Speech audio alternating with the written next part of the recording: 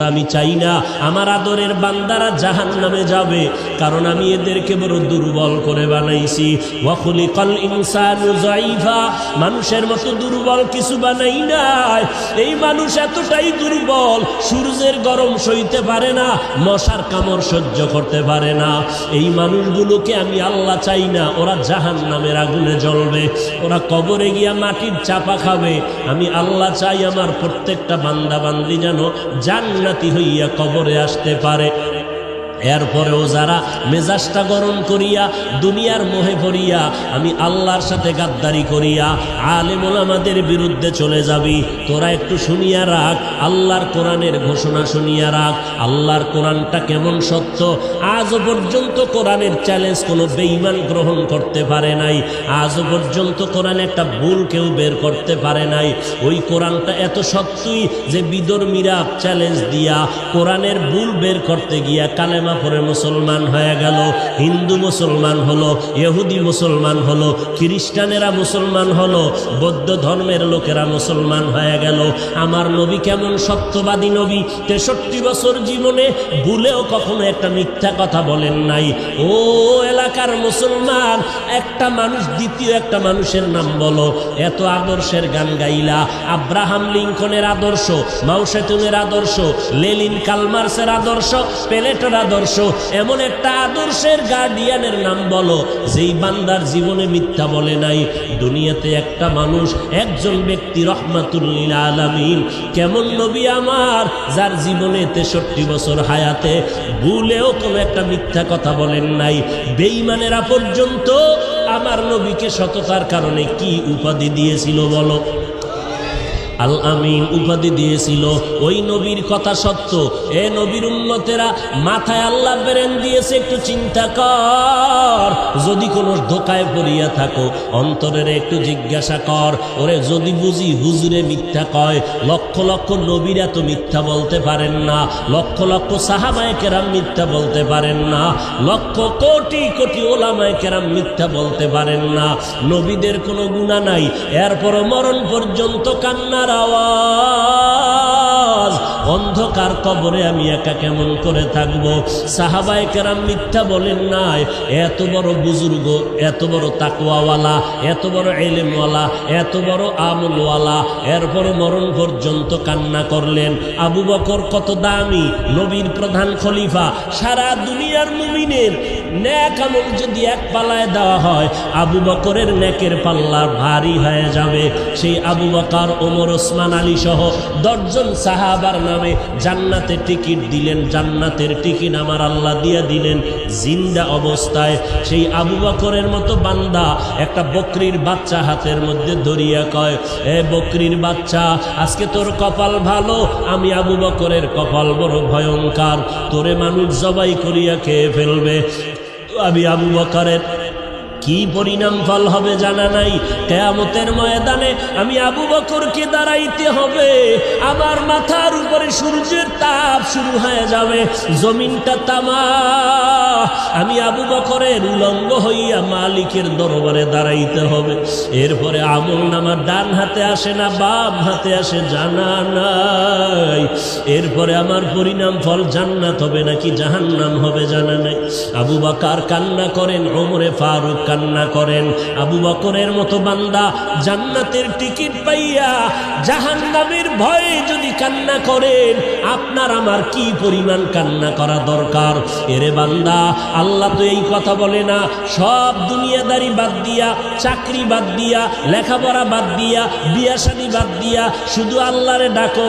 আল্লাহ তো এইটা পছন্দ করেন নাই, নবীও বলে নাই, নবী ইসলামও সমর্থন করে না। ব্যবসা করো করো, চাকরি করো করো, লেখাপড়াও চালাও, মাঝে মাঝে আল্লাহর হুকুম মতে 5 বেলার নামাজটা পড়বা, মা বাবার খেদমত করবা, ওলামায়ে কেরামের পরামর্শ নিয়ে চলবা। কারণ যতই বাহাদুরি করো, যেদিন মৌতের খবর এসে যাবে, আজরাইলের টিকিট বাড়ির দরজায় দাঁড়ায় যাবে। অ্যাম্বুলেন্সের মতো সিগন্যাল যখন শুরু হয়ে যাবে, ওই দিন যখন ডাক এসে এসে যাবে, কে ধনী কে গরিব, কে মূর্খ কে শিক্ষিত, কোনো ভেদাভেদ নাই।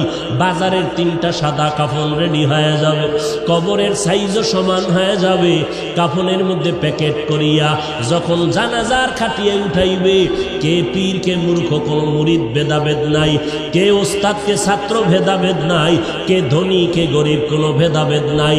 কবরের দেশে নিয়ে যখন কবরে রাখিয়া সবাই মাটি দিয়া বিদায় হবে, আর একটা আয়াত করিয়া চিৎকার দিয়া বলবে, মিনহা খলাকনাকুম ওয়া ফিহা নুঈদুকুম ওয়া মিনহা নুখরিজুকুম তারাতান উখরা।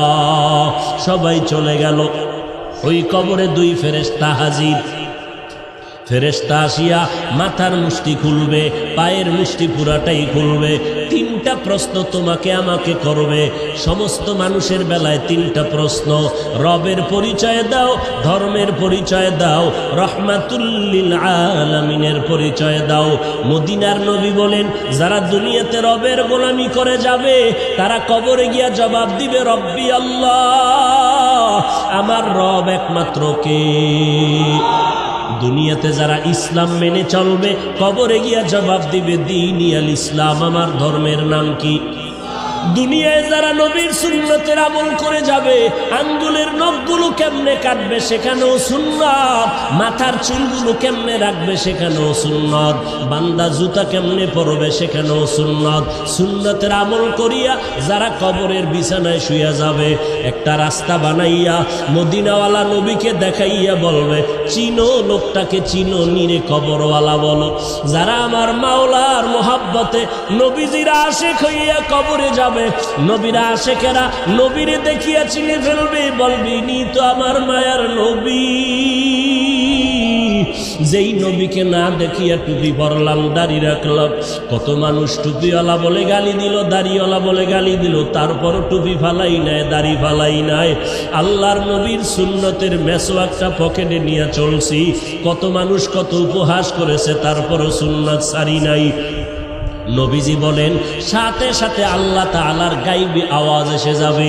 আল্লাহ কুদরতের আওয়াজ দিয়া বলবে, এরে ফেরেশতা, আমার বান্দারে আর কষ্ট দিও না, তাড়াতাড়ি জান্নাতের বিছানাটা কবরে বিছাইয়া দাও, জান্নাতের সাথে রাস্তা বানাইয়া দাও, আমার বান্দারে বেশি ডিস্টার্ব করিও না। আমার বান্দা দুনিয়াতে কষ্ট কম করে নাই, ঠিক মতো খানার প্লেট নিয়ে খাইতে পারে নাই, রাতের বেলা ঘুমাইতে পারে নাই, সবাই ঘুমাইয়া গেছে। আর আমার বান্দাটা ঘুমের মধ্যে শেষ রাত্র যখন হলো, সুন্দর করে অজু বানাইয়া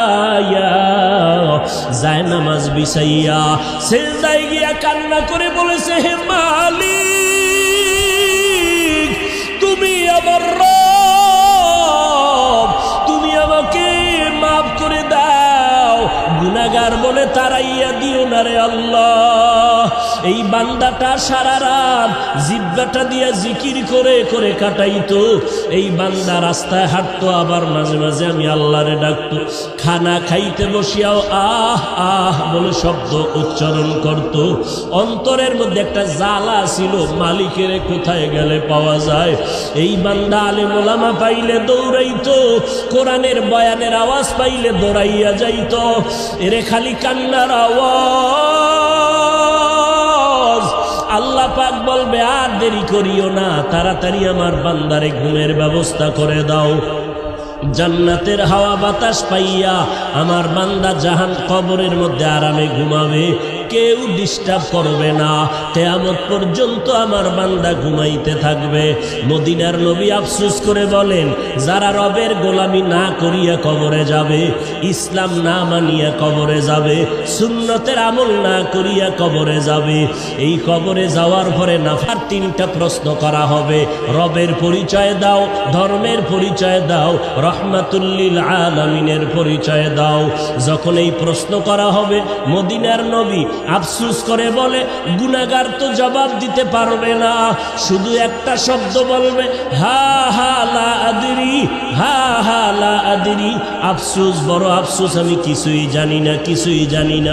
নবীজি বলেন সাথে সাথে আমার আল্লাহ গাইবী আওয়াজ দিয়া বলবেন, কুদরতের আওয়াজ দিয়া, এ কবরের ফেরেশতা, এই নাফরমানের আর সুযোগ দিয়া লাভ নাই। আমি আল্লাহ দুনিয়াতে কম সুযোগ দেই নাই। আমার দেওয়া চাঁদের আলো, সূর্যের আলো ভোগ করলো, আমার দেওয়া পানি, আমার দেওয়া বাতাস, আমার দেওয়া নদীর মাছ, গাছের ফল খাইয়া, জমিনের ফসল খাইয়া এই কপাল পোড়া একবারও আলহামদুলিল্লাহ বলে নাই। ওলামায়ে কেরাম পায়ে ধরে ধরে নামাজের কথা বলতো। এই নাফরমান গুনাহগার আজান শুনিয়া একবারও মসজিদে গিয়া নামাজ আদায় করে নাই। এমন কপাল পোড়া, নিজেও টুপি পরে নাই, যারা টুপি পরতো তাদেরকেও পছন্দ করে নাই, নিজেও দাড়িটা লম্বা করে নাই, যারা দাড়ি লম্বা করতো তাদেরকেও পছন্দ করে নাই, নিজেও পর্দা করে নাই, যারা পর্দা করতো তাদেরকেও পছন্দ করে নাই, নিজেও পাগড়ি পরে নাই, যারা পাগড়ি পরতো তাদেরও পছন্দ করে নাই, নিজেও আমি আল্লাহর জিকির করে নাই, যারা জিকির করতো তাদেরকেও পছন্দ করে নাই। এই নাফরমানকে আর সুযোগ দিয়া লাভ নাই। এখনই কবরের মধ্যে জাহান্নামের বিছানাটা বিছাইয়া দাও, জাহান্নামের সাথে রাস্তা বানাইয়া দাও। জাহান্নামের আগুন কবর ভরে যাবে, একটা না, দুইটা না, 70 থেকে 99টা সাপ কবর এসে ভরে যাবে। মদিনার নবী বলেন, ও দুনিয়ার মানুষ, জাহান্নামের কথা যখন কানে আসবে, আল্লাহর কাছে ক্ষমা চাওয়ার চোখের পানি ছেড়ে তওবা করো। এর বৃদ্ধ বাবাজি, ও পর্দার আড়ালের মা বোনেরা, ও যুবকেরা, কয়দিন আর যৌবনের বাহাদুরি করবা? এই দুনিয়া কিছুই না। ওরে আমার মাওলার ধরা তো বড় কঠিন। এই মহামারীতে কত প্রাণ চলে গেল রে বাবা। ওই সাদা কাপড়ের প্যাকেট যেদিন হয়ে যাইবা, কে আপন কে পর কেউ সাথে নাই, সবাই জামাটা খুলিয়া বেলেট দিয়া গেঞ্জিটা কেটে রেখে দিবে। ওই মাটির কবরে যখন নিবে, কেমনে তুমি কবরে একা একা থাকবা? আজকে বাতি ছাড়ায় অন্ধকার রুমে একা থাকতে বড় ভয় পাই। ওরে আল্লাহর বান্দারা, একটু নিজের গুনার দিয়ে তাকাইয়া তওবা করো, আর আমার আল্লাহকে ডাক দিয়া বলো, হে মালিক, এই ময়দানে আমার মতো অপরাধী কেউ নাই। কপাল বুঝি পুড়িয়া গেল, গুনার কারণে দিলটা পাথর, চোখে পানিও নাই। আয় আল্লাহ, দিলটা নরম করে কান্নাওয়ালা চক্ষু দান করে দাও। আমার আল্লাহর ধরা বড় কঠিন। অন্ধকার কবরে বান্দা যখন যাবে গুনাহগার, আল্লাহর নবী বলেন, আমার আল্লাহ রাগান্বিত হইয়া কুদরতের আওয়াজ দিয়া বলবেন, এরে কবরের মাটি, এই গুনাহগারের দুই পার্শ্ব থেকে জোরে জোরে চাপ দাও। এত জোরে চাপ দিবে পাঁজরের হাড্ডি চুরমার হয়ে যাবে। ও আল্লাহর বান্দার একটা মশার কবর সইতে পারি না। ওই কবরের চাপ কেমন করে সহ্য করবি রে মুমিন? জাহান্নামের ভয়ে যদি আম্বিয়ায়ে কেরামরা কাঁদতে পারেন, সাহাবায়ে কেরামরা যদি কবরের আযাবের ভয়ে কাঁদতে পারে, আমাদের কপাল কি পুড়িয়া গেল? না জানি কারো বরদোয়া কপালে লাগলো। চোখে কেন পানি নাই? জাহান্নামের ভয় নাই। ওরে চক্ষু দুইটা বন্ধ করে আল্লাহকে ডাকো, আর বলো, হে মালিক, গুনাহগার হইয়া ময়দানে বসছি, গুনাহ নিয়ে আর ময়দান থেকে ঘরে যেতে চাই না। আয় আল্লাহ, গুনার কারণে আমার হাত না পাক, আমার জিহ্বা না পাক, আমার চোখ দুটো না পাক। আয় আল্লাহ, আপনার মতো দয়াময় কেউ নাই। আয় আল্লাহ, গুনাহগার বলিয়া তারাইয়া দিয়েন না রে আল্লাহ। আর গুনার কাছেও যাব না, মা বাবারে কষ্ট দেব না, নামাজ ছাড়ব না, বেপরদায় চলব না, দাড়ি কাটব না, ওলামায়ে কেরামের বিরোধিতা করব না। আজকে থেকে তওবা করে নিলাম, তওবার খাঁটি নিয়ত যদি অন্তরে থাকে, খাঁটি তওবার নিয়তে আমার মাওলাকে বলতে থাকো, দিলটা নরম করো, আল্লাহকে বলো, হে আল্লাহ আজকে থেকে তওবার খাঁটি নিয়ত করলাম, রিজিকের মালিক আল্লাহ, হায়াতের মালিক আল্লাহ, ইজ্জতের মালিক আল্লাহ।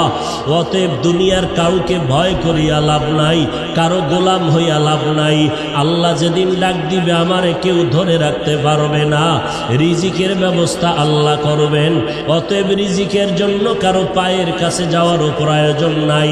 আল্লাহ আজকে থেকে আপনার গোলামি করব, নামাজ পড়ব, নবীর তরিকায় চলব, মা বাবার দোয়া নিয়ে চলব, ওলামায়ে কেরামের বিরুদ্ধে যাব না। তওবা করার যদি খাঁটি অন্তরে নিয়ত হয়, মুনাফিকি যদি না থাকে, খাঁটি তওবার নিয়তে দুটো হাত আল্লাহকে দেখাইয়া দাও।